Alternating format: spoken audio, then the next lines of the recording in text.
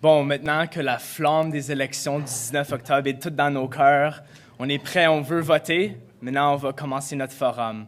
Puis là, on va peut-être être incité à voir quelle façon qu'on voudrait voter, qui peut vraiment nous représenter. Bon, je vais commencer par présenter nos candidats qui sont ici. À la gauche, à ma gauche, votre droite, nous avons Aaron Selby du Parti néo-démocrate. Au centre, nous avons Daniel Vandal du Parti libéral. Et nous avons Glenn Zaretsky du Parti vert. Nous allons passer à nos 6 questions principales de la journée. Ces 6 questions, nos 3 candidats auront 2 minutes à se prononcer sur cet enjeu et la façon dont leur parti, cet enjeu préoccupe leur parti.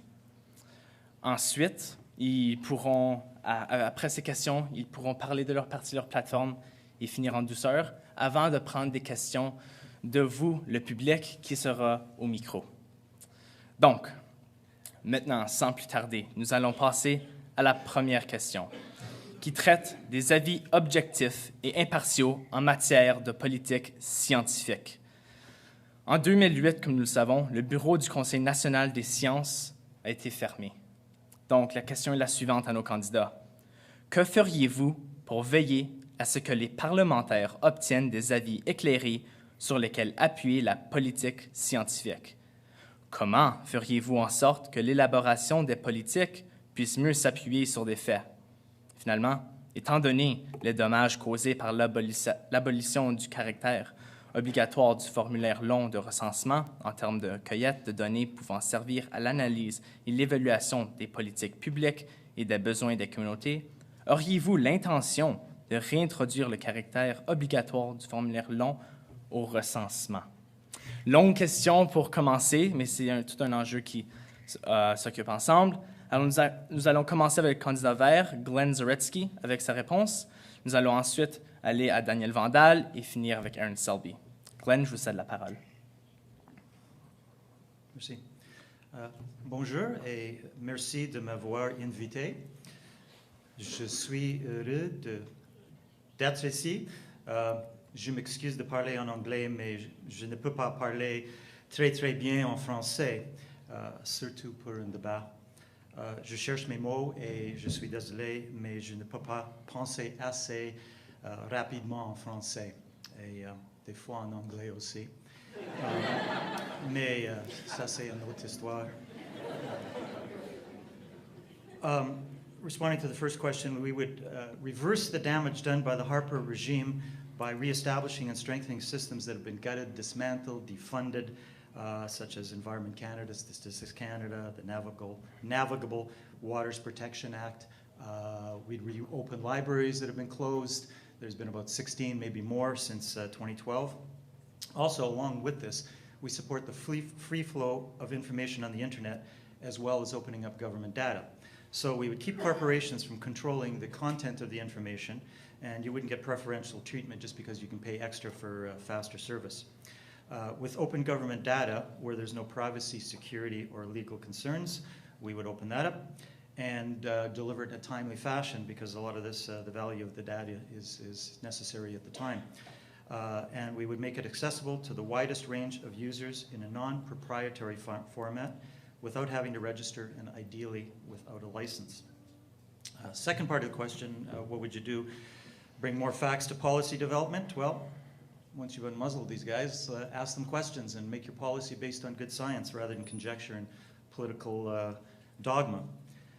Third question, mandatory long form. Well, I get to talk in French again, yeah. I would say we will reintroduce this. Merci. Bon, maintenant nous allons passer au candidat libéral, Daniel Vandal, avec sa réponse. Bonjour Jacques, et un grand plaisir d'être ici parmi vous. C'est une bonne question. Puis pour moi, le contexte fondamental de cette question, c'est que notre premier ministre, Stephen Harper, et ses députés, c'est étonnant comme le nombre de députés, ne croient pas en le changement climatique. Ils ne croient pas en la science du changement climatique et vraiment, ils ne croient pas dans la science. Puis quand tu ne crois pas dans quelque chose, tout coule de cette non-croissance, puis c'est des mauvaises nouvelles pour les scientifiques et c'est des mauvaises nouvelles pour notre société. Et c'est vrai qu'on a ressenti des coupures en sciences du gouvernement Harper ici au Manitoba et partout au Canada. Par exemple, avec l'annulation du projet de la région des lacs expérimentaux. Quelque chose d'extrêmement important pour le Manitoba. On est une province de lacs. On a des grands problèmes avec le lac Winnipeg. Et tout le bon travail qu'il faisait aux lacs expérimentaux a été annulé par Stephen Harper et son équipe. Et c'est grâce au bon travail de la province du Manitoba, Premier ministre Salinger et Premier ministre Wynne, libéraux d'Ontario, que maintenant le projet de la recherche expérimentale continue. Un gouvernement libéral ferait de l'information une de nos priorités. On ne peut prendre des décisions éclairées sans avoir des données sur lesquelles fonder nos décisions. Un gouvernement libéral réintroduira le caractère obligatoire du formulaire long de recensement.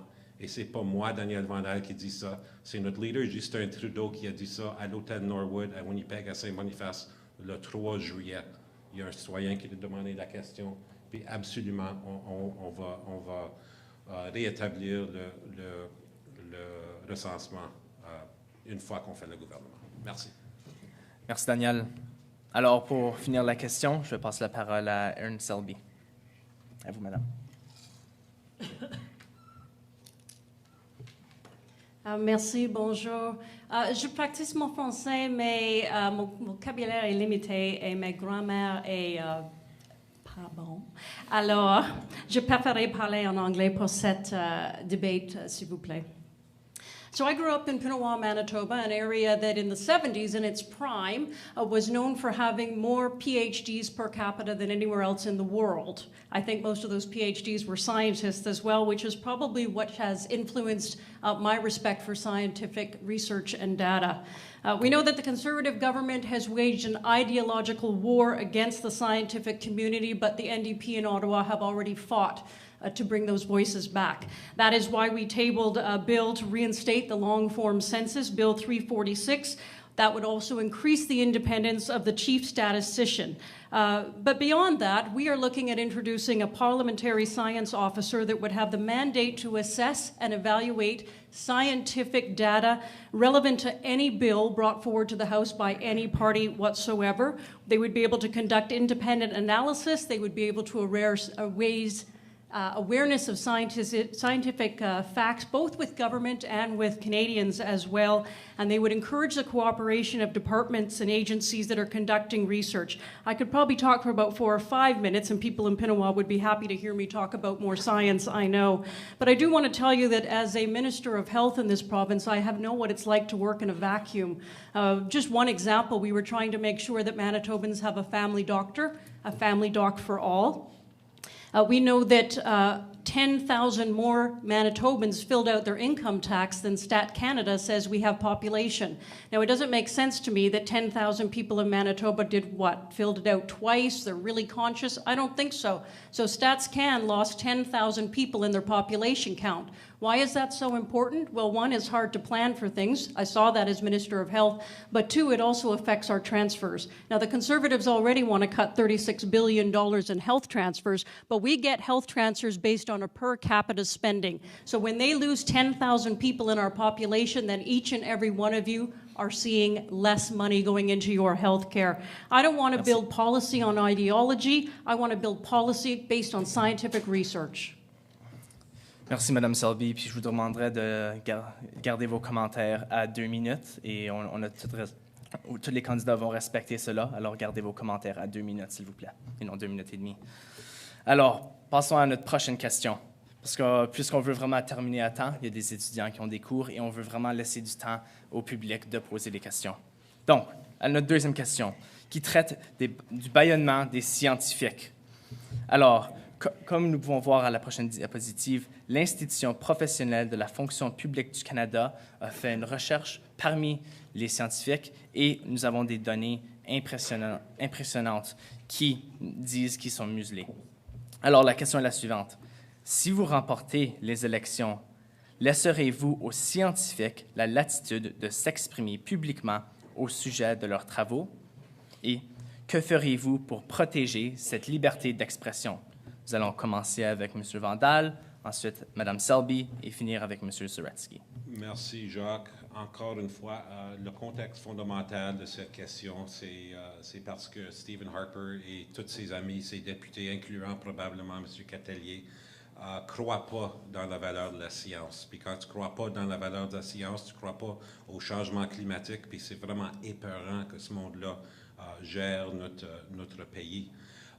Les valeurs du Parti libéral, ça a toujours été la liberté pour tous, la liberté d'expression, incluant nos travailleurs qui travaillent au gouvernement fédéral, et les droits pour tous, les droits des citoyens, incluant nos scientifiques qui travaillent pour le gouvernement, de se prononcer. La pratique du gouvernement Harper est non seulement réduire le financement de toutes les institutions scientifiques et pour la recherche, mais aussi d'empêcher les scientifiques de s'exprimer, va arrêter. Cette politique va arrêter le 20 octobre, une fois que le Parti libéral est élu. Les libéraux reconnaissent la contribution importante de la recherche et croient que les données recueillies doivent être disponibles à tous les Canadiens. Merci. Merci beaucoup, M. Vandal. Et maintenant, on va passer à la réponse à Mme Selby. Thank you very much. I can't help but wonder what the Conservative candidate would feel about this question in particular.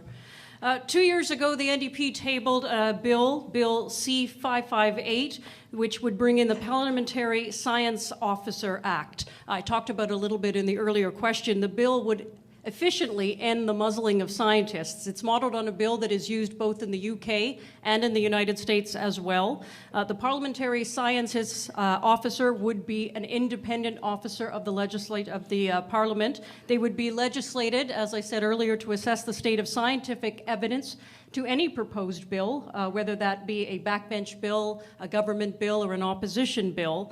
They'd also be able to answer questions for folks in committees, members as well, before the bill goes in or as it goes through the House.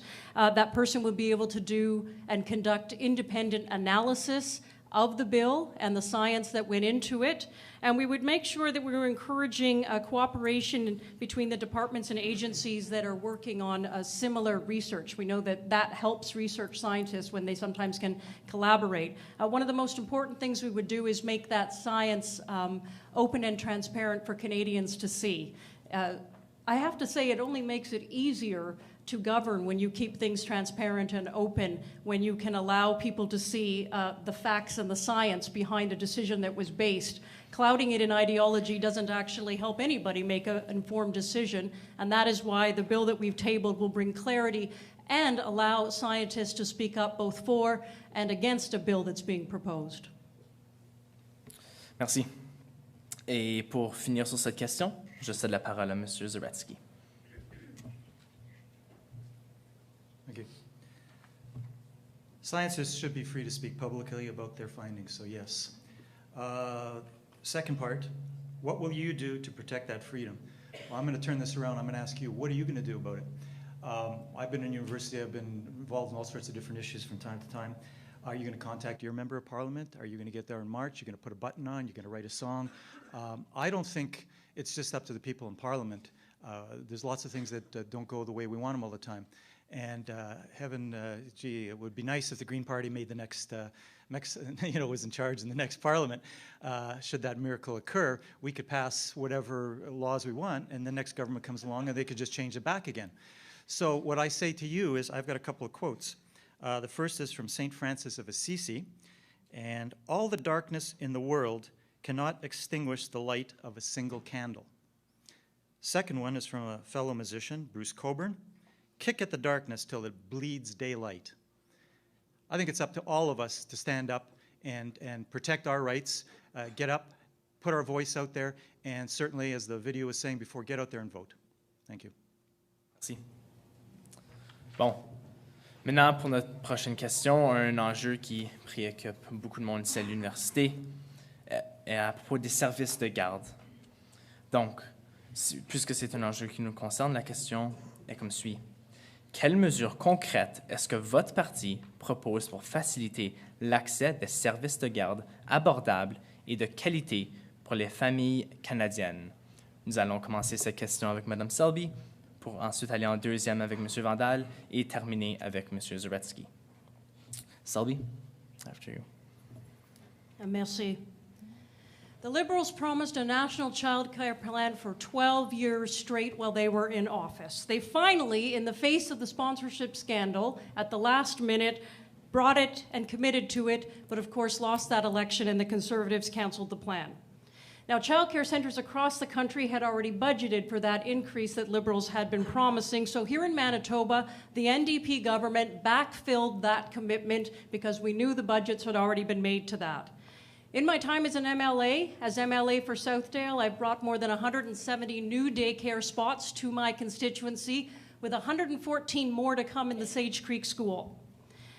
I think it's really important we recognize that childcare is not a social program. Although we do know that children who go to daycare are more likely to be ready for school, that is not its main function. It is essential to the economy. We know that right now the Liberal platform under Trudeau just builds on the failed Conservative promises and has absolutely no plans for new daycare spaces. We will commit to 1 million more daycare spaces, and we're going to cap them up to $15 a day. Now, here in Manitoba, we do have a cap on daycare space and how much we spend, but that's not true across the country. People are paying $1,000 to $2,000 per month per child. Now, people have asked us, how are you going to afford that? Well, one thing, we're not going to give tax breaks to corporations. They're going to pay their fair share. But on top of that, it's important to realize that for every dollar you put into childcare, $2 comes back into your economy. We make money by doing that. Quebec brought in affordable daycare, and 70,000 more women are at work since they brought in affordable daycare. There is a direct link between childcare and economy, and the NDP know it. Merci. Alors, maintenant, je cède la parole à M. Vandal. Maintenant, je vais vous donner la vérité. Dans le gouvernement de Paul Martin, le ministre Ken Dryden avait signé une entente avec toutes les provinces et tous les territoires du Canada. L'entente était signée, Mme Selby devrait se rappeler que c'était Christine Melnick qui a signé l'entente avec Paul Martin.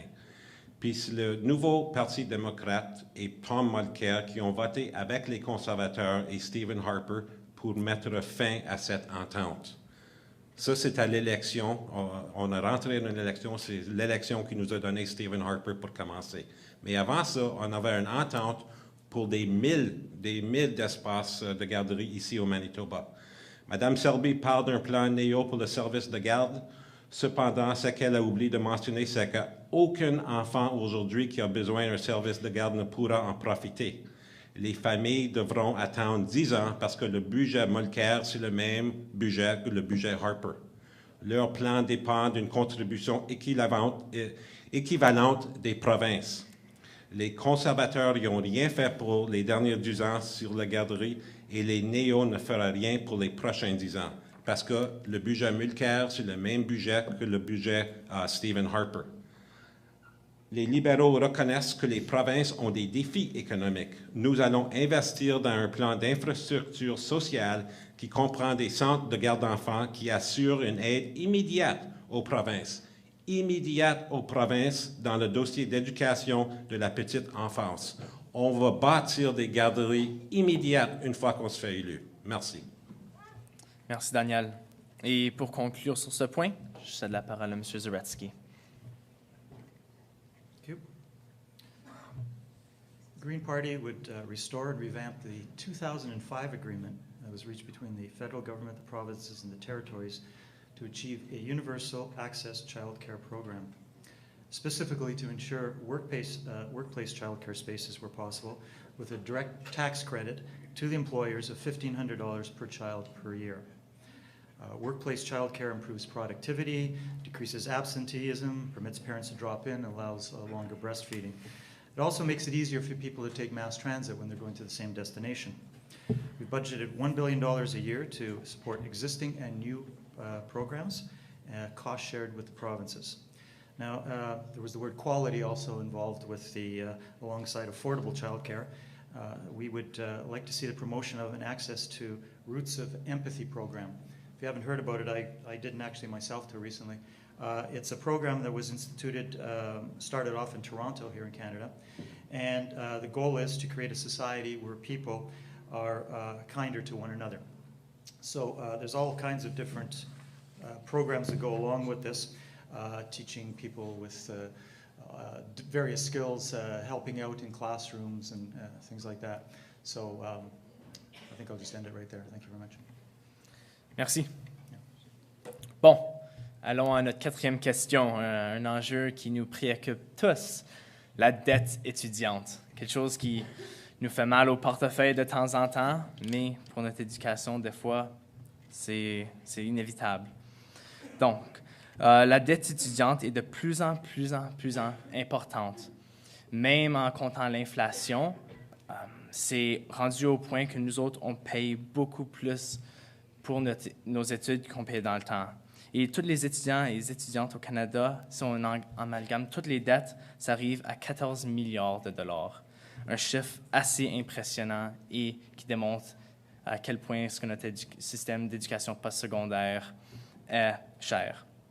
La question est, qu'est-ce que votre parti va faire pour s'attaquer à la dette étudiante et améliorer l'aide financière aux étudiantes et aux étudiants? Nous allons commencer avec M. Zaretsky, ensuite aller à Mme Selby, pour finir avec M. Vandal. Mr. Zaretsky. First of all, we have to change how we look at post-secondary education. Rather than just a private commodity that people purchase to advance themselves, we'd like to see it as education is part of the public good. We need to see the shared value of empowering youth to learn a trade, become a scientist, or even a musician. So we would expand the public education system to include post-secondary studies. It's been successful in other countries, Germany, Austria, Finland, Sweden, and there's been a corresponding increase in prosperity, quality, productivity, and economic competitiveness. We'd start immediately by cutting tuition fees for students without adequate financial means, and eventually we'd abolish tuition fees by 2020 and forgive student debt over $10,000. I wish this was around when I was going to university. I probably didn't have any kind of near the debt people have now, but it certainly would have been nice. And we'd abolish interest on new student loans and increase available funding for bursaries. On a personal note, it's not part of the Green Party platform that I could find, but my wife and I, when we when we had our children and we were planning for the future 20 years down the road, we invested in RESPs. And let me tell you, it really helped out when they were going to college. One of my sons is now a carpenter. He also took electrical. The other one is working in construction as well. And it was invaluable to have that financial assistance. This part of my response applies to some of the other questions coming as well. There seems to be a catch-22. You don't have experience, you don't get a first job, so you can't get experience, etc. We're going to develop a youth, community, and environment service corps that will provide federal minimum wage employment for 40,000 youth, age 18 to 25, every year for 4 years for a total of 160,000 positions. We're putting aside $1.25 billion per year for a total of $5 billion on that. There'll also be other things along with that, career counseling, employment skills training. At the successful completion of this, students will have money towards their tuition as well. Thank you. Merci. Bon, maintenant, nous allons passer la parole à Mme Selby. Merci. I should mention, actually, that Manitoba spends over $300 million in childcare right now. We would welcome federal money, as would all the provinces, I suspect. But back to this question right now. I graduated university with a $33,000 student loan debt for a bachelor's. That's because I went to school under the Paul Martin Liberals, who had cut $25 billion from the social transfers, including to post-secondary education. Of course, the Conservatives have never restored that, and now they're planning to cut $36 billion from health care, another thing that the Liberals have not promised to reverse, although NDP have. As Minister of Advanced Education for this province, I sat with ministers across Canada while we wondered where the federal government was because they never once attended our minister meetings. I also was able to bring in a bill. One of my favorite things I got to do as Minister of Advanced Education was bring in a bill to grant university status to the Université Saint-Boniface. Also legislation to bring in predictable funding to universities as well. Under me, that predictable funding was 5% increases to the universities in Manitoba. I was able to lower student interest rate to prime, freeze tuition to the rate of inflation, at the same time boost the amount going into our bursaries. As an NDP party, we are going to boost the support to provinces for post-secondary schools, that support that was cut under the Liberals, that support that was not reinstated under the Conservatives, and we're also going to boost student grants. Now, we haven't put out that platform. I would urge you to stay tuned. And I can tell you that with 3 daughters in high school, it is an incredibly important issue to me and in my house. I have a vested interest in keeping affordable and high-quality university. Now, I know the Liberals and Dan are going to talk about boosting the RESP that you can put in, which is not very helpful to those who are low-income students who need more help with bursaries. Thank you. Merci. Bon, nous allons passer la parole à M. Vandal pour terminer. Merci, Jacques. Pour le Parti libéral, rien, absolument rien est plus important d'une éducation. Une éducation pour les jeunes, une éducation post-secondaire, ça bâtit des sociétés vibrantes et en santé. Premièrement, le taux de chômage pour les jeunes ici, c'est bien trop haut, 13%. L'été dernier, 1 étudiant sur 6 à la recherche d'un emploi n'a pas réussi à trouver un emploi.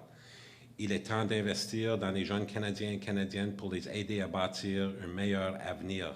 La dette étudiante est aussi bien plus que simplement des frais de scolarité. Ça inclut le logement, la nourriture, le sous-emploi, le manque d'emploi. Et les finissants doivent avoir des jobs une fois qu'ils sont finis. Les libéraux travailleront en collaboration avec les provinces en matière d'éducation, avec le but d'augmenter le finance pour nos universités et avec le but de rendre l'éducation post-secondaire plus abordable pour tous les étudiants ici et partout au Canada. On va commencer par rebâtir la relation entre les provinces et le gouvernement fédéral. On va rencontrer les provinces pour discuter les enjeux importants pour l'éducation post-secondaire. On va travailler avec les provinces, on va travailler avec les institutions post-secondaires ici à Winnipeg et à travers le Canada. Et le gouvernement libéral créera pendant les 3 prochaines années 40 000 emplois par année pour les jeunes grâce à un nouvel investissement annuel de 300 millions de dollars pour les jeunes. Une stratégie d'emploi jeunesse qu'on va commencer en 2016. Ça fait que les meilleures relations avec les universités, avec les institutions, pour trancher les questions, pour donner une piste importante, qu'est-ce qu'on doit faire, qu'est-ce que chaque gouvernement doit faire pour améliorer l'éducation, pour la rendre plus abordable pour vous autres. Merci. Alors maintenant, pour notre 5e question, qui est encore dans le thème de l'éducation, on parle spécifiquement des transferts aux provinces pour l'éducation postsecondaire. Depuis les derniers temps, ce transfert est de moins en moins significatif, ce qui fait que les universités doivent trouver du financement ailleurs de la communauté et ou de les élèves. Alors la question est la suivante. À l'avenir, votre parti soutiendra-t-il un paiement de transfert aux provinces pour l'éducation postsecondaire? Dans cette affirmation, à quel niveau de financement? Concrètement, comment que votre parti va contribuer aux universités? On va commencer avec M. Vandal, ensuite aller à M. Zretsky pour terminer avec Mme Selby. Bonjour, merci beaucoup. Encore, le contexte est important. Puis on va commencer par rencontrer les provinces, puis rebâtir la relation avec les provinces et les institutions postsecondaires pour déterminer c'est quoi les enjeux importants et quoi chaque niveau doit faire pour améliorer votre éducation, pour la rendre plus abordable. Ça, c'est la première chose, rebâtir la relation. Justin Trudeau a souligné l'importance de rencontrer les premiers ministres provinciaux, quelque chose que Harper n'a jamais fait, rétablir les relations en respect de coopération. Le but, c'est pour améliorer l'éducation présecondaire en partenariat avec les provinces. Et comme conseiller municipal, je sais comment on se sent lorsque les gouvernements nous imposent des restrictions pour financement qu'on nous remette. Il faut assurer le dialogue continu et qui est respectueux. Merci. Alors maintenant, je passe la parole à M.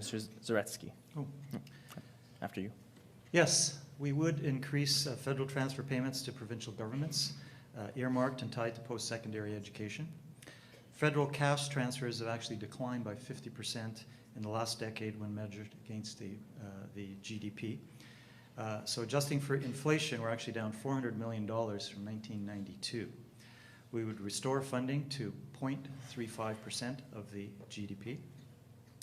And the monetary value of all goods and services produced in Canada, of course, is the GDP. I wish we could do more.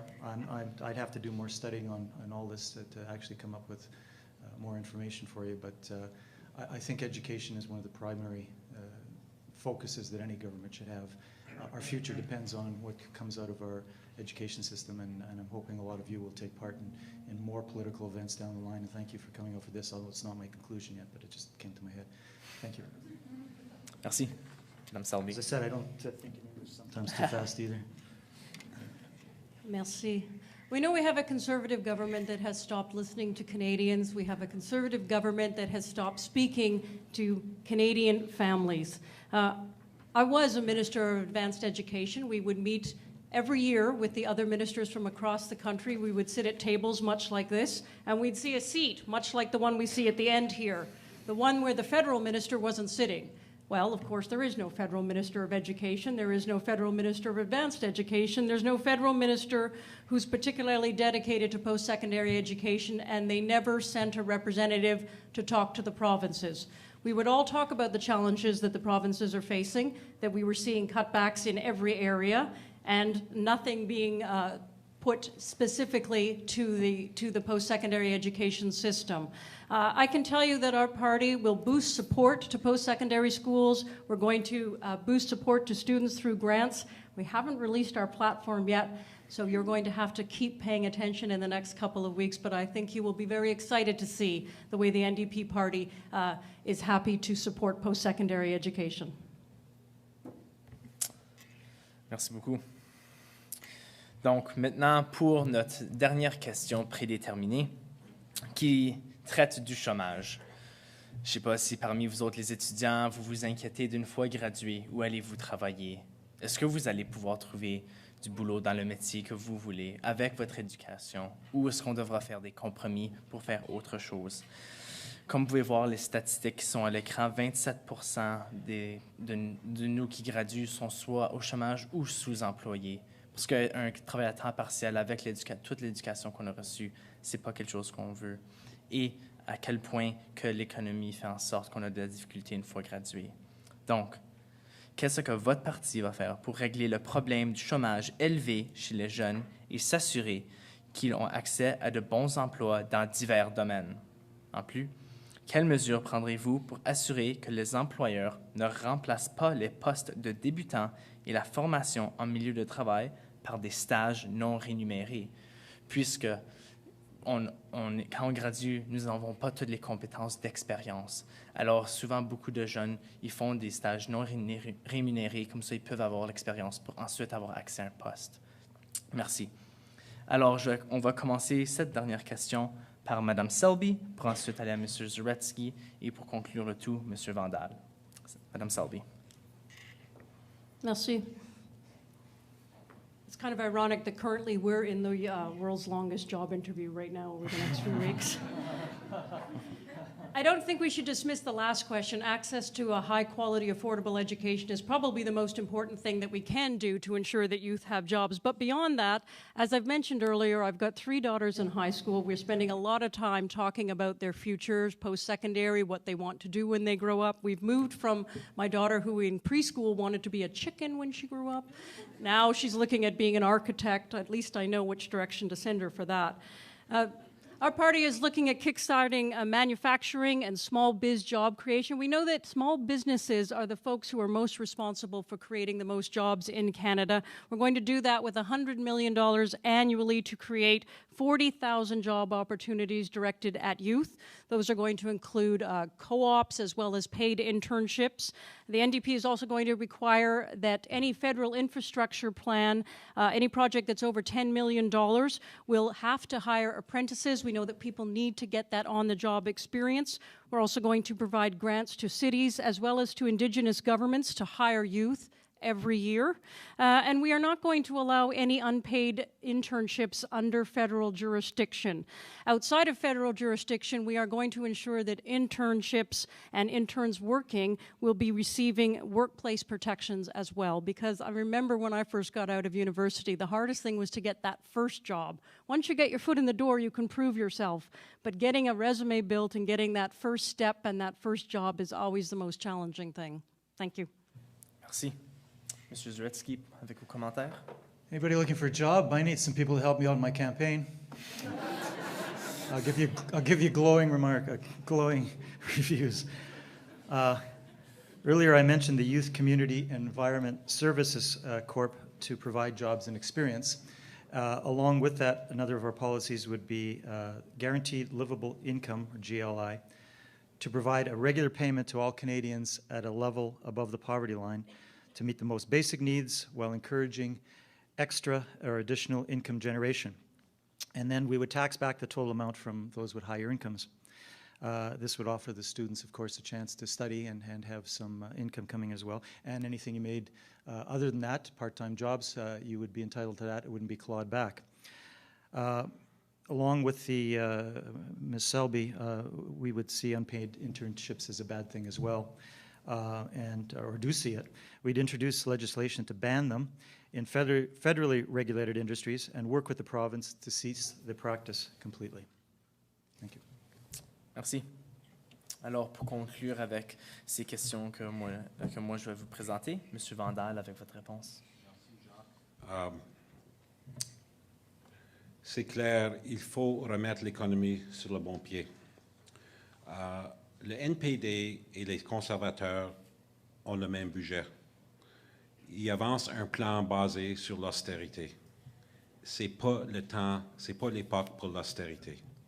Le Parti libéral veut investir dans notre avenir avec un investissement historique de 165 milliards de dollars en infrastructure. On va rebâtir nos rues, nos ruelles, nos trottoirs, nos parcs, nos transports publics, notre transport public, technologie verte, logement abordable, des garderies. On va faire ça sur 10 ans. Ça, c'est une augmentation de 90 milliards de dollars. Et quand on rebâtit l'infrastructure, ce n'est pas juste les travailleurs de construction qui ont des jobs, c'est des urbanistes, c'est des ingénieurs, c'est des planificateurs. Il y a toutes sortes d'emplois. On va créer des 1000 d'emplois pour les jeunes. On investira 1,3 milliard de dollars sur 3 ans dans la création d'emplois pour les jeunes Canadiens et Canadiennes. Ça, c'est 13 fois plus que proposent les néos pour s'assurer que les derniers connaissent un bon départ après l'école. Et pendant les 3 prochaines années, un gouvernement libéral créera 40 000 emplois par année pour les jeunes, grâce à un nouvel investissement annuel de 300 millions de dollars dans la stratégie emploi jeunesse. C'est extrêmement important de créer, de relancer l'économie, et c'est ça que notre budget, notre investissement va faire. Et on va arrêter les stages non rémunérés une fois qu'on est le gouvernement. Merci. Bon, merci beaucoup à tous nos candidats. Ces 6 questions nous proviennent de l'Association étudiante de l'Université de Saint-Boniface, l'Association des professeurs et des professionnels de l'Université, l'Association des professeurs de l'École technique et professionnelle et le personnel à l'appui du service académique. Bon, plein d'acronymes fous qui sont des fois difficiles à prononcer. Bon, pour la partie où ce que vous, le public, c'est votre tour de prendre la parole. Parce qu'en démocratie, fondamentalement, c'est ça. On veut que vous parlez pour une démocratie saine, pour voter, pour vous impliquer.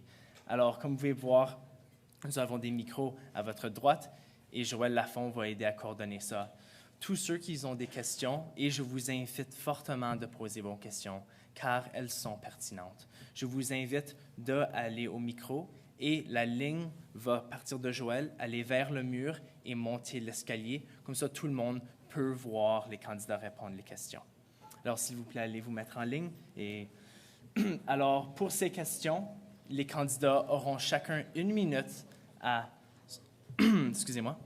à parler de leur opinion. Mais avant qu'on commence ça, pendant que vous commencez à vous organiser, je vais demander à tous les candidats de donner leur message de clôture sur les questions qu'on a reçues jusqu'à date et sur le débat en général. Alors, ils vont chacun avoir 2 minutes pour se prononcer sur ce qui a été dit et ce que leur parti va avancer avant la période de questions libres. Merci. Alors, pour ceci, nous allons commencer avec Mme Selby, elle est M. Vandal et là, M. Zaretsky. Vos commentaires de clôture. Merci à tous qui ont venu participer au débat aujourd'hui. C'est très important qu'il y ait cette discussion, car nous avons des choix importants à faire cette élection, and I appreciate your patience with my accent. I also want to thank you for providing translation and for accommodating my hearing loss today. Je regrette que mon français ne soit pas courant. It's why I made sure that my daughters are enrolled in immersion school and why they attended camp here at the Université when they were younger. I know how important French language is to this riding, but speaking French doesn't necessarily mean one values the culture.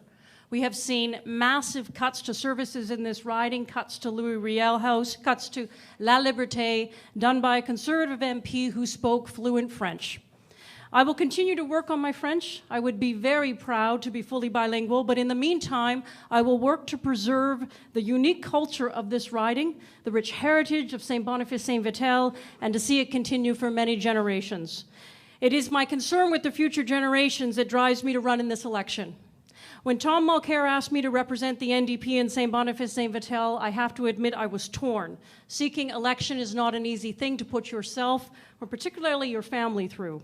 But in the end, I knew I had to enter the race because people are demanding to see change in Ottawa. Stephen Harper is remaking this country into something none of us recognize anymore. He has got to be stopped. The math is pretty simple. One of the opposition parties needs to get more seats than Stephen Harper. Somebody has to get more than his 143 seats or he is going to form government again. The NDP need to pick up 35 more seats. The Liberals need to pick up 100. If you send a Liberal to Ottawa from Saint-Boniface Saint-Vital, it will do nothing to stop Stephen Harper. Without Quebec and BC, the Liberals cannot win. They cannot form government. Only Tom Mulcair and the NDP have a chance of stopping Stephen Harper. We're ready for change, and I hope you are too. Merci. Merci.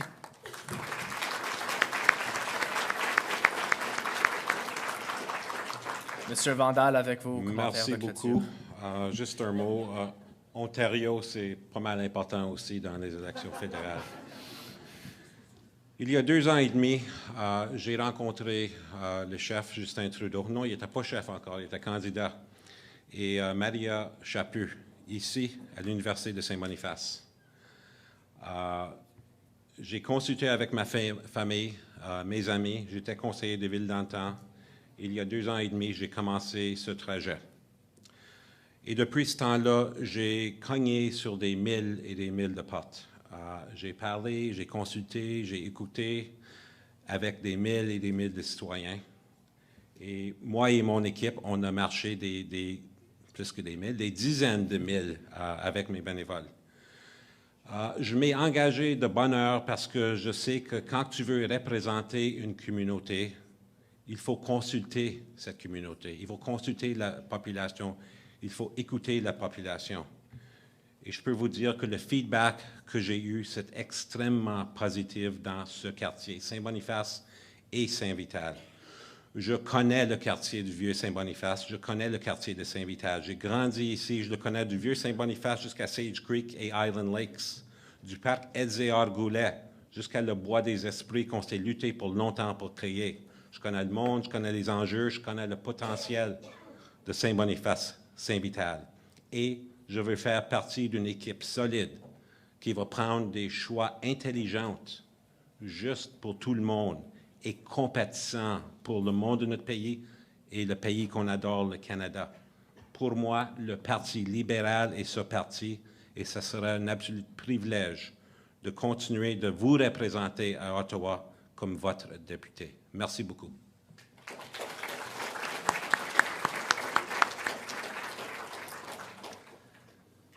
I'm going to conclude by offering a bit of advice. Take the best you hear from every candidate, every political party, and push those issues with whomever takes office. kick at the darkness, exercise your rights, exercise your voice, and get out there and vote. Thank you.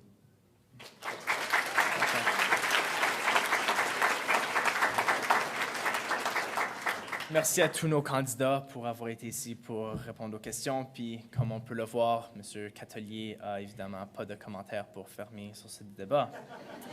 Alors maintenant, on va passer à la... Oui, c'est ça.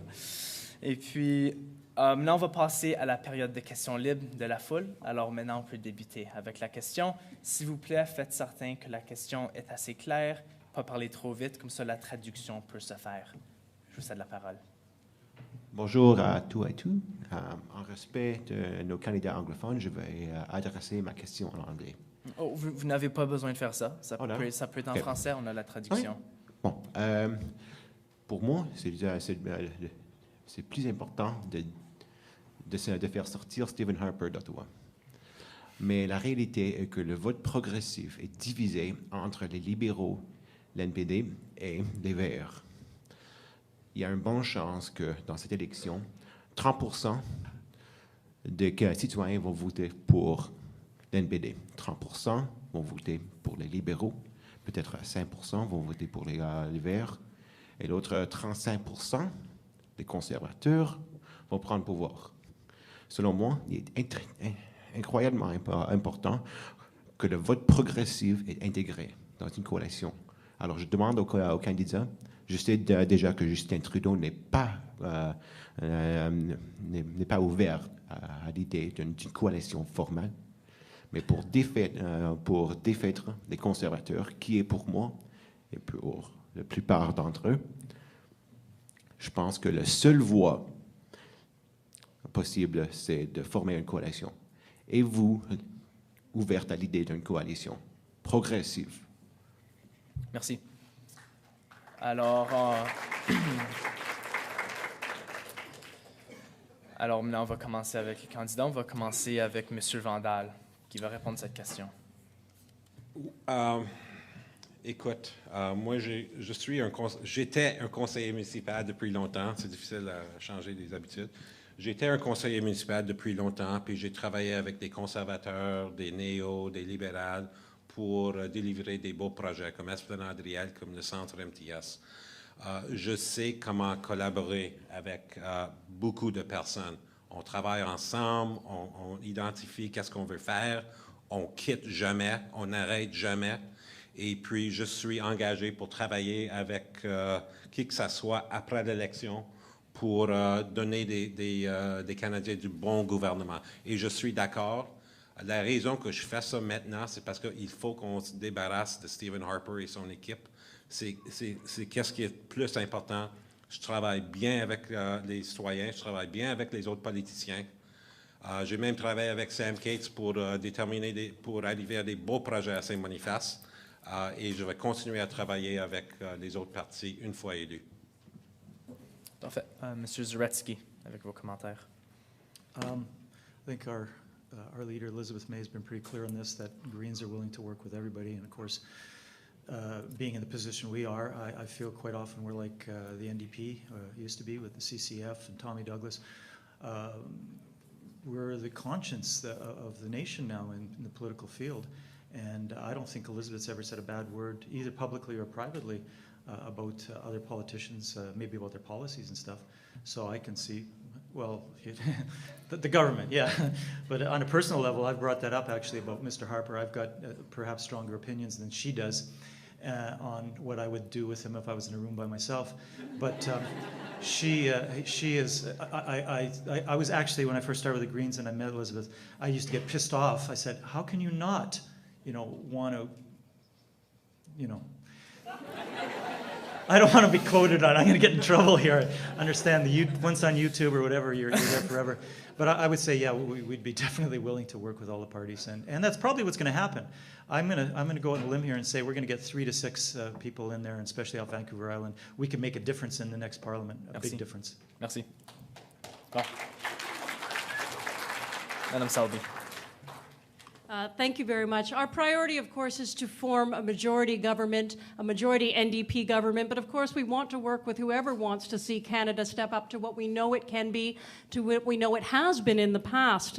That being said, we also know that Monsieur Trudeau has voted 70 times to prop up the Conservative government, including for controversial bills like Bill C-51, a bill that he said he would not support and turned around and voted for. So it is a little bit difficult to imagine that that is a progressive point of view. That being said, we're in this to win, but we want to see the outcomes being better for all Canadians. Merci. Alors, pour les questions, je voulais juste un rappel qu'on a une contrainte de temps quand même. Alors, prenez 30 secondes pour poser votre question. Et puis, comme ça, les candidats pourront répondre pendant chacun une minute. Merci. Merci beaucoup d'avoir organisé ça ici. Je veux dire, la santé, c'est vraiment important. Et puis, le gouvernement fédéral a vraiment laissé tomber les provinces à financer beaucoup de ce domaine. Aussi, on vient d'apprendre hier que les aînés sont maintenant plus de la moitié, ils sont plus que la jeunesse qui monte des jeunes de 15 ans. Alors, ma question, c'est... on va avoir beaucoup plus de pauvreté et de mauvaise santé avec la politique de repousser de 65 ans à 67 ans l'âge d'éligibilité pour la pension de sécurité des vieux, pension de vieillesse.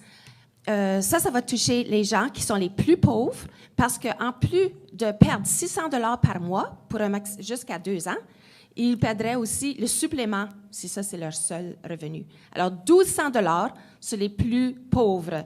Qu'est-ce que votre gouvernement ferait avec cette situation? Merci. Alors, on va commencer cette question avec M. Zaretsky, ensuite aller à Mme Selby et M. Vandal. Certainly something close to my heart. I'm getting right up there myself, and I've made it under the wire, so at 65, I'm okay, but my wife has a brother who's a little bit younger, and he didn't make it. We'd roll it back to 65 years for the old age pension. Thanks. Merci. Alors, Mme Selby. Merci. And I apologize, I didn't hear all of your question. I only caught the last part about the age of retirement. We would roll it back to 65 as well, but we also are boosting the guaranteed income supplement for seniors as well, so that you would have more money in your pocket every month as well. Et pour terminer cette question avec M. Vandal. Oui, sans doute. Premièrement, cette décision ne faisait aucun sens. J'ai parlé à des planificateurs financiers qui ne peuvent pas croire que le gouvernement a pris cette décision. On va ramener l'âge à 65 ans une fois qu'on est élu. On va augmenter immédiatement le supplément pour la vieillesse par 10 %. Et pour aussi l'autre chose, la pauvreté, c'est qu'on va simplifier le Canada Child Benefit à toutes les familles qui ont des enfants. On va augmenter le nombre d'argent que les plus pauvres ont. Puis, contrairement aux néo puis aux conservateurs, ça va être non imposable. Ça fait que si vous collectez 400 $ par mois, ça va rester 400 $. On ne va pas faire le clawback quand c'est le temps des impôts. Merci. Alors, pour notre prochaine question. Et gardez les commentaires brefs, s'il vous plaît. Bonjour aux candidats. Merci d'être ici aujourd'hui, sauf pour M. Catelier, qui a évidemment aucun respect pour la démocratie. Et puis, sur ce côté-là, ma question a rapport à la démocratie canadienne. Au début de la campagne électorale, on avait les néo-démocrates et les libéraux qui parlaient d'une certaine représentation proportionnelle, d'un changement du système électoral. On sait que les Verts sont en faveur de la représentation proportionnelle. C'est une des planches de vos plateformes qui a un peu disparu pendant la campagne électorale. Et puis, je me posais la question, qu'est-ce qui se passe à ce niveau-là dans vos plateformes, puisque ça semble être très nébuleux. Et pour moi, c'est très important que j'aimerais être capable, la prochaine élection, voter selon ma conscience et non pour le parti qui a la meilleure chance de décimer Harper, finalement. Alors, c'est ça ma question. Merci. Merci. Alors, nous allons commencer avec Mme Selby. Elle est Et là, M. Vandal et M. Zaretsky. Merci. Thank you very much for your question. I think you said that Stephen Harper had the best signs. I might object to that. I don't know if that was just the translation. No. We have committed to a system of proportional representation as well, but I think we can't talk democracy without talking about the Senate and abolishing the Senate, the unelected Senate.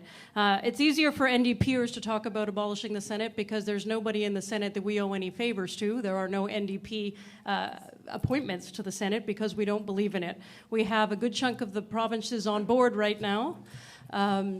Good chunk of the provinces are on board right now to get to work. It's not an really easy thing concerned to do. about the Senate, though. I'm Mrs. asking Selby. about proportional representation.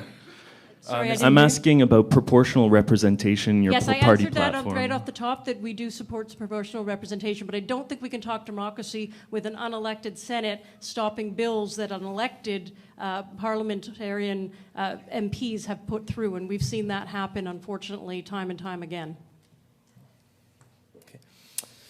Je demanderai aux deux autres candidats de, s'il vous plaît, répondre à la question de les élections et non du Sénat. Alors, maintenant, on va passer à M. Vandal. Oui, une des premières promesses qu'on a faites, c'est pour engager de changer le système électoral pour la prochaine élection. Personnellement, je suis d'accord avec un système de proportional representation. Je crois que ça fait du bon sens. Et même notre chef s'est prononcé que notre système majoritaire, first past the post, doit changer. On veut faire ça par la prochaine élection. Mais c'est une question difficile, c'est une question compliquée, c'est une question qui affecte 30 millions de personnes. Ça fait qu'il faut organiser un groupe de travail, faire des consultations, partager des différents points de vue parce qu'on parle de des changements majeurs. Mais pour moi, il faut qu'on le fasse. Ça ne fait pas de bon sens que, je pense que ça fait à peu près 8 ans que le Bloc québécois avait 8% de la population, avait eu des votes, 8% des votes, puis avait comme 50 membres du Parlement. Les Verts avaient 8% de la population, puis on n'avait pas de membres du Parlement. Ce n'est pas juste pour les Canadiens. Merci. Alors, on va terminer cette question avec M. Zaretsky. Well, definitely it's proportional representation and works in the favor of the Greens. We've lost funding from the federal government because of our numbers. As you mentioned, we don't have the numbers, but there are people that are voting for Green, and their voices seem, they're just as important as anybody else's voices. And on a selfish note, more money means I get bigger signs too. And, I'm joking here, but seriously, it'd be nice to have my picture up there too. So people, you have a picture that says 1,000 words. Maybe the next candidate may be better looking than me. Maybe that'll help out as well. We have a saying in the Green Party: if you don't vote for what you really want, you're not going to get it. Merci. Alors, pour la prochaine question. Merci Allah pour avoir organisé ce forum et merci aux candidats pour y avoir participé aujourd'hui. Je m'appelle Amber, je suis la co-secrétaire du Comité de développement et paix ici à l'Université. Ma question porte sur un enjeu d'actualité internationale. J'aimerais savoir, selon vous et selon votre parti, quel est le rôle du Canada pour remédier à la crise des réfugiés dans le Moyen-Orient et dans le Sud global? Et que fera votre parti pour assurer que le Canada accueille davantage de réfugiés et veiller à leur intégration dans nos communautés? Merci. Merci pour la question concise en plus, Amber. Alors, cette question, nous allons commencer avec M. Vandal, ensuite à Mme Selby et M. Zaretsky pour finir. Oui, écoute, ça fait... la crise qu'on voit sur nos télévisions, ça fait des années que ça a commencé.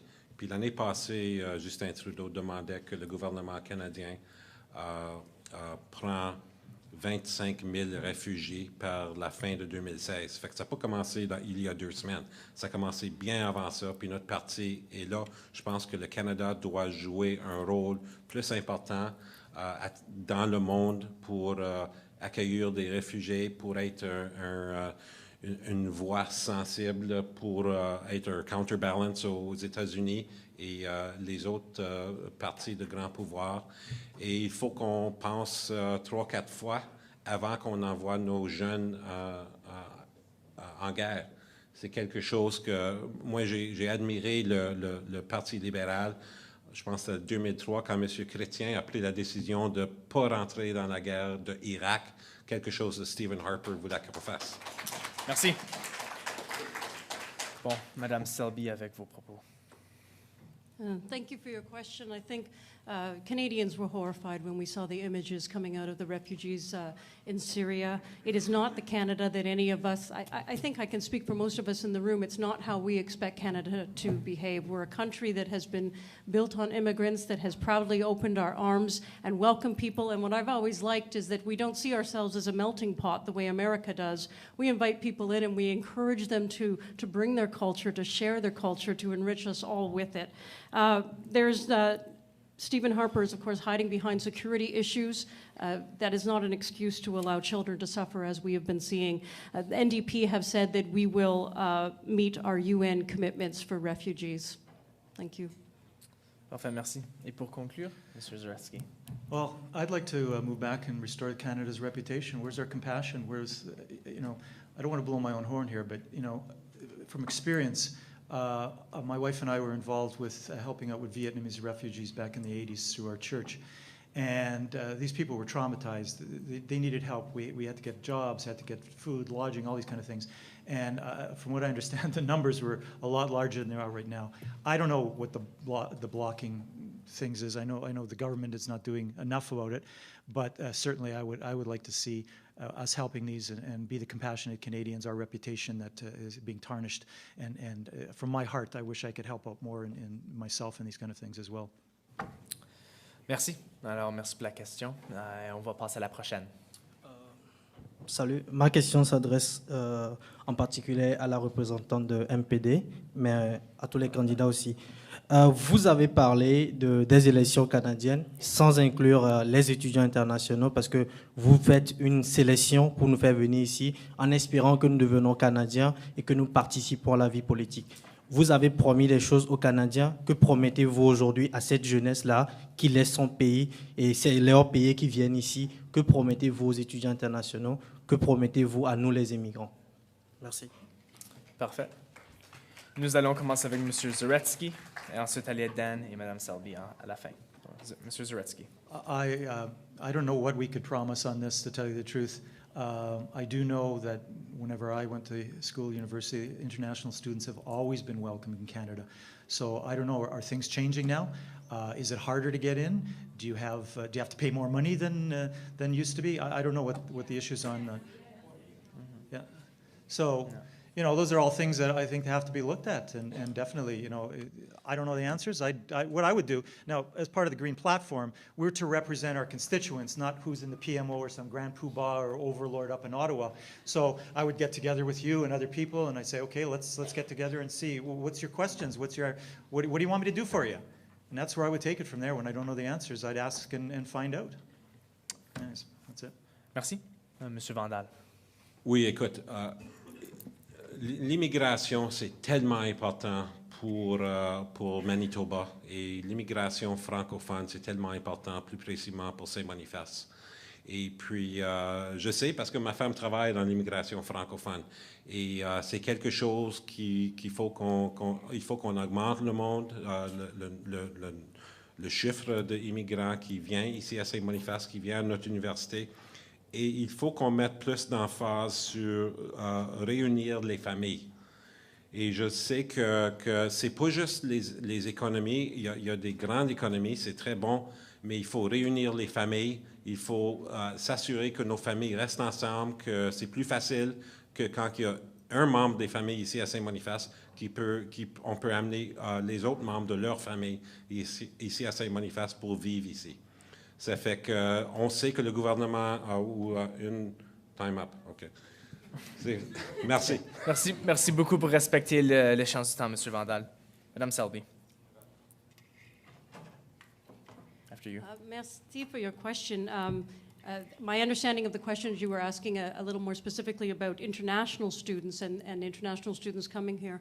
When I was advanced education minister for the province, it was one of my goals to increase the number of international students that came to Canada, specifically coming to Manitoba, of course, both because we know you enrich our student life, but also because so many of our international students do put down roots and become important and contributing members to our culture and society here, which is so important to us. I work towards making sure that international students had predictable increases in tuition, like we've done for domestic students, but also to make sure that it was perhaps a little easier for folks to get here. We've talked a little bit about immigration here on the table and how important it is, and I think this is probably a topic that the three of us can agree on, that bringing more people to Canada, to bringing their families, to making people feel part of our community enriches us all, not just us culturally, but also our economy as well. Merci. Bon, alors, pour la prochaine question. Bonjour, je m'appelle Natacha Chartier, je suis co-secrétaire sur le comité de développement et paix ici à l'Université de Saint-Boniface. Ma question porte sur l'environnement. Selon vous, selon votre parti, quel devrait être le nouveau modèle énergétique et économique ici au Canada? Quel rôle y jouerait l'efficacité énergétique à l'exploitation du charbon et du pétrole de gaz? Qu'est-ce qu'on va faire pour arrêter la pipeline et des choses comme ça? Est-ce que vous êtes pro ou contre? Okay. Juste pour récapituler cette question qui peut aller dans beaucoup de différents sens, larges, mais très bonne, un enjeu qu'on n'a pas encore discuté, c'est avec notre environnement et puis qu'est-ce que les gouvernements vont s'assurer pour transformer, pour aller de l'avant avec de l'énergie verte et penser à l'environnement, un enjeu qui jusqu'à date a été exclu au Canada. C'est parfait. Alors nous allons commencer avec Mme Selby, avec cet enjeu. Thank you. It's a long question. I'd be happy to speak with you more afterwards so I could give you a bit more detail. I can tell you that we believe in a cap-and-trade plan that puts a price on carbon. I know you're going to hear from Dan their plan, but they have no clear targets on theirs. Last time the Liberals were in office, the emissions grew by 34%. Tom Mulcair was an environmental minister in Quebec, and emissions went down every single year that he was in office for that. We're also the only party so far that has committed to showing up at the climate meeting in Paris in November, and are looking forward to seeing how we can actually grow the economy by looking at green options. Merci. Monsieur Zaretsky.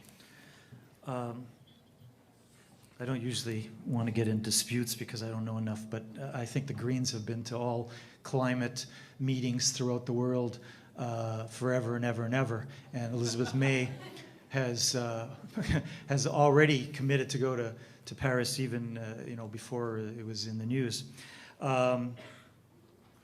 We have to move away from a petro economy into clean energy. I mean, it's not just because Greens say hug a tree and rah rah rah for the environment, but let's face it, putting all our eggs in this one basket, what kind of situation are we in right now?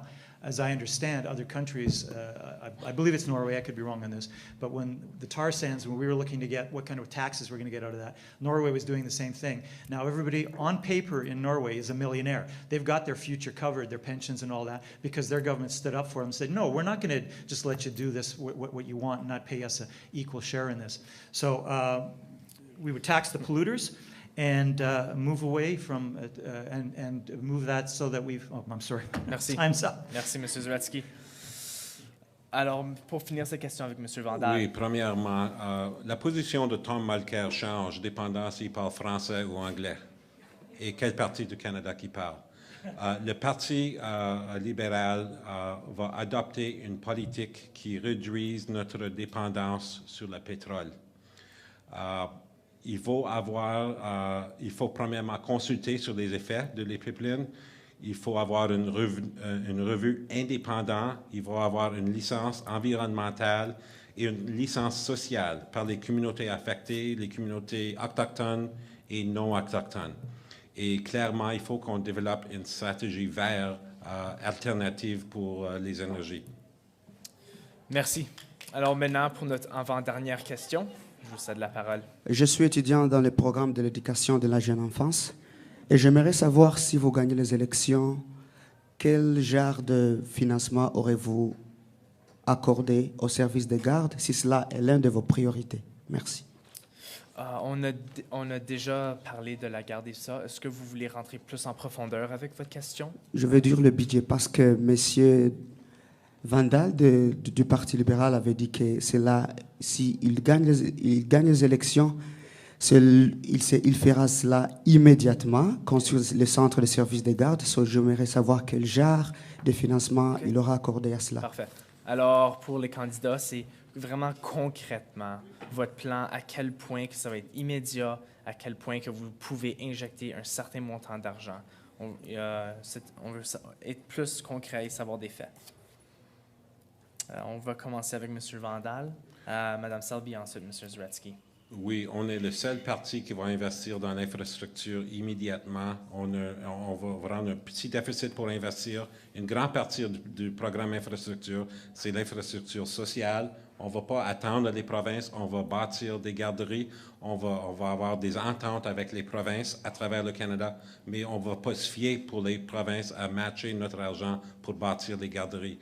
Le plan NEO va prendre 10 ans avant qu'ils aient quelque chose dans la terre. Merci. Merci pour garder vos commentaires courts. J'aimerais que les autres candidats gardent à 30 secondes aussi, parce qu'on a une contrainte du temps, on doit vraiment bientôt finir. Alors, je passe la parole à Mme Selby. Thank you. We have committed to building 1 million spaces over the next 4 years. We're going to do that by cutting subsidies to fossil fuel companies. We're also going to make sure that corporations pay their fair share in taxes, as they haven't been doing. But I have to tell you, the provinces are each spending hundreds of millions of dollars in daycare right now. I can't think of a province that wouldn't welcome help from a federal government. But the provinces need that extra help. They've been calling on a national daycare plan for decades now, and we're going to deliver it. Merci. Et pour finir avec M. Zaretsky.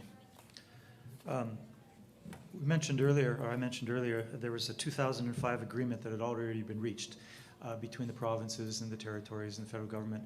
And we would revamp that and go right back. Why reinvent the wheel? Go back. It was already agreed on. Something happened. I'm not exactly sure. Maybe a new government came in, whatever. Things change. Let's not spend more money on this in studies and things that we don't need. We'll just go back and do what the good things that were already decided on. Oh, merci. Alors, nous allons passer à notre dernière question de l'heure du midi. Alors, je vous la parole. Moi, j'aimerais juste dire, premièrement, un commentaire puis là, une question. Commentaire vite fait. Je pense que c'est un peu décevant que on parle beaucoup de la jeunesse, on parle beaucoup du côté migrant, mais on ne parle pas beaucoup du côté autochtone puis aborigène, puis les situations qui sont très difficiles sur les régions, dans les réserves, mais aussi dans les régions urbaines pour ces personnes-là. Moi, ma grande question, c'est qu'est-ce que vous allez faire pour aider avec les pénuries d'eau, 1, l'accès à nourriture, 2, et 3e, c'est essentiellement les services offerts à les aider à développer, et non seulement de leur donner de l'argent pour gérer leur situation, mais comment que vous allez les aider à s'intégrer, de s'améliorer dans leurs conditions de vie. Parfait. Merci beaucoup. Très bonne question. Alors, c'est une très bonne question, donc on va quand même allouer 1 minute à chaque candidat. Pour cette dernière question de notre forum aujourd'hui, nous allons commencer avec Mme Selby, ensuite aller à M. Zaretsky et finir avec M. Vandal.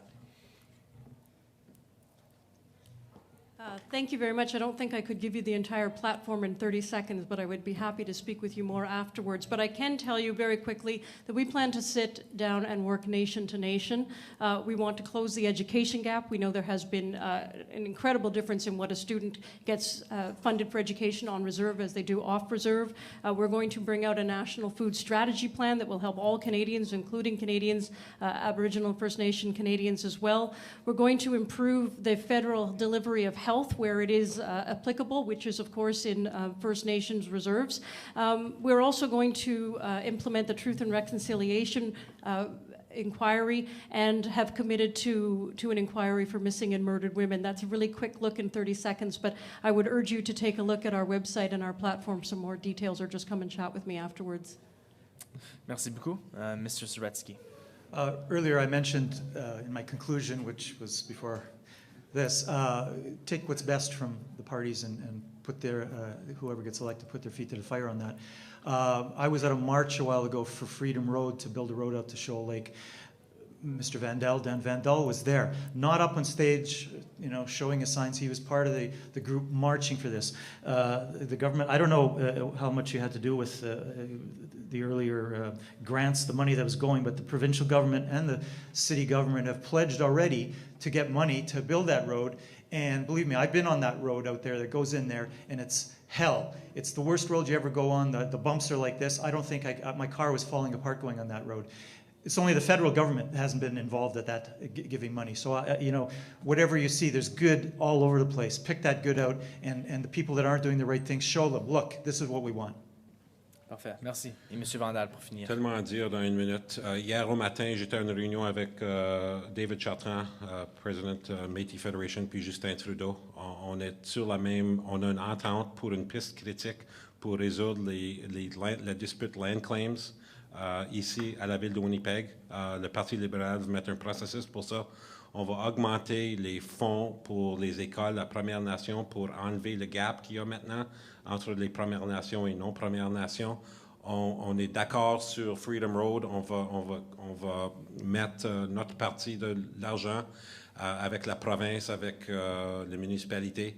Et puis, on va continuer à travailler avec les Premières Nations, les Métis et les Inuits à travers le Canada pour résoudre leurs problèmes, pour améliorer leur qualité de vie et pour améliorer l'éducation et le développement économique.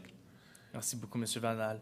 Ceci termine notre forum pour la journée. J'aimerais tous vous remercier d'être ici aujourd'hui, d'avoir pris le temps de votre journée, de vos horaires pour participer à votre démocratie. Les candidats vont rester autour pour un petit peu. Soyez pas gênés, venez continuer à converser avec eux autres. Et puis, nous aimerons remercier aussi toutes les personnes qui nous joignent en diffusion, tous nos téléspectateurs, et à l'association étudiante pour avoir géré tout ça ici, ce projet. Et à l'APP-USB et à l'AP-ETP et la PASA. Tous ces organismes ont fait en sorte que ce projet pouvait être réalisé. Merci à tout le monde et bonne journée.